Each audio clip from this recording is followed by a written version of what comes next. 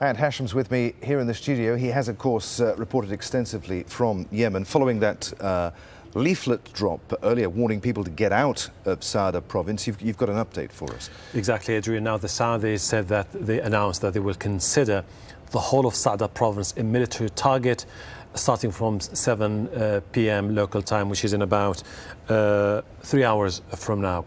This is a real escalation in the violence in Yemen because the Saudis now are going after the top leadership of the Houthis, including Abu Ali al-Hakim, Yahya al-Houthi, and the leader of the Houthi movement, Abdul Malik al-Houthi. In the past, the Saudi was saying, we will continue our fight until the Houthis pull out from the areas they control, disarm and recognize the legitimate government.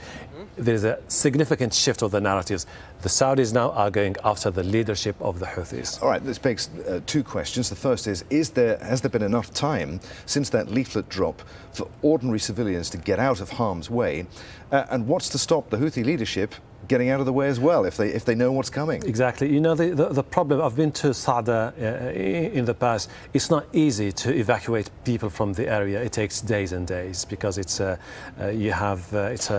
rugged mountainous area. It's extremely difficult for people to move towards the outskirts of the province. The Houthi top command is not only based in the old town, they're based also in the remote region of Amran and different areas. It's just going to further complicate the task of the Saudis. But I think the message they would like to tell to the Houthis and their supporters that we're going to go very aggressive. Just 24, 36 hours ago, the Saudis were talking about a pause in the fighting to allow humanitarian aid to get into the people who need it. And yet here they seem to be ramping up the campaign against the Houthis. I think their message is yesterday there was still room for compromise. Today, there's absolutely no room for compromise.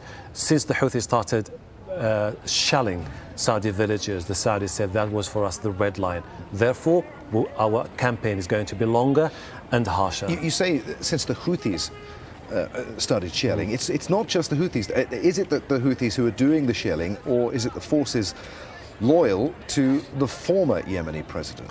Of course, the forces loyal to former President Ali Abdullah Saleh are the ones who have advanced weapons and artillery, and they are the ones who can use that technology, some of which was provided by the Americans, to target Saudi villages. But I think now, as you can see, the Saudis are trying for the Saudis, the two main obstacles to peace and stability in Yemen are the Houthis and forces loyal Ali Abdullah Saleh, and they try to discredit them, to undermine them or defeat them on the ground, which is not something which is going to, it's not just going to be a matter of days or hours. I think it's going to take months and months. For the moment, Hashem, many thanks indeed. Al Jazeera's Hashem Ahelbarra.